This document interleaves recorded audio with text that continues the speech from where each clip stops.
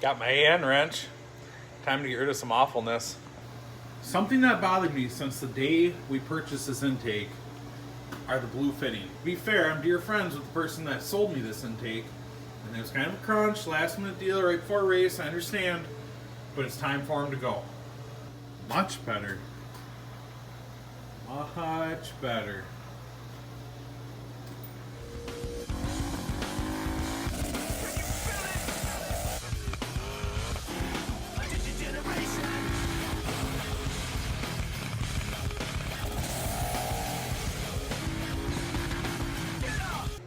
Light. Let's just keep them rolling. Let's just keep these easy projects going. Let's get the old eBay catch can going here.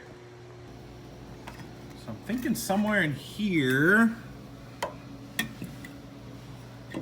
Right, yep, like that. Yeah, that'll work. Kind of. Yep, yep. Just like, yep, like that, right there. Yep, there. That's where it goes. Got some funny angles to work with here, but nothing we couldn't fix with the old monkey wrench.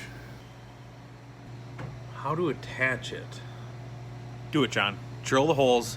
Use some miscellaneous hardware in the garage. You'll be done in 10 seconds. God, I can hear Brian. Yeah, don't be a hack. Don't be a hack. Just use the rivnut tool. Fine. If I said there was less than like 50 rivnuts on Brian's car, I'd be lying. But they are pretty slick. Because back in the day, you know, before Brian came in here with all of his infinite knowledge and whatnot about not being a hack, you know, I just used to find like the miscellaneous hardware in the garage and just slam her in there. And you're like, hey man, can you come hold the other side of the bolt? No, it's in the car. Well, yeah, I can't be on the outside and the inside at the same time. But I got both wrenches right here. So I'll give you one, and then I'll take one, and then we'll try to communicate through the firewall, and we should be able to get this hardware off in no time.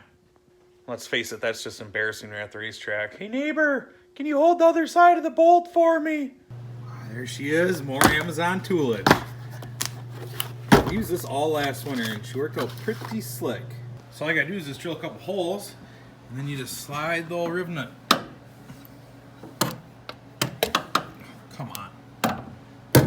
Oh, great.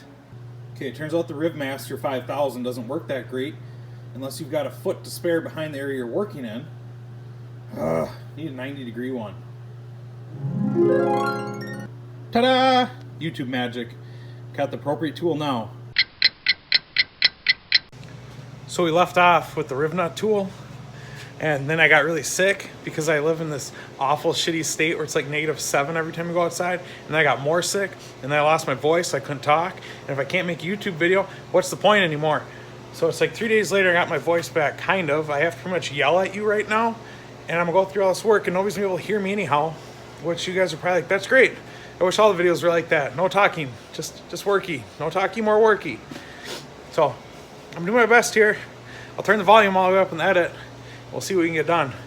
Tech tip Thursday. We're back with a Tech Tip Thursday. See what I did there? Tech Tip Thursday. It's kind of like you'll know.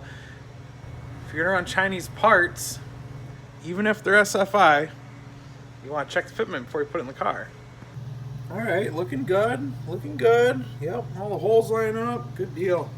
Make sure the holes are right. A couple of those. What the? Okay. Because in China, not all circles are circles, but we have a fix for that. Oh, wait. There's the punchline. The Japanese drill.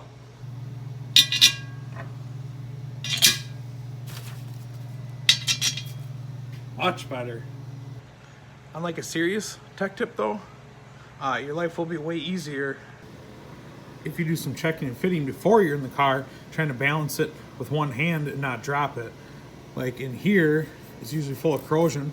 If you clean that up beforehand, clean up the snout on the converter, your odds are much better of success once you're laying under the car.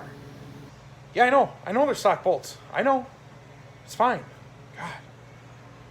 We're just all over the place now. So the motor's back in, and we finished the catch can job.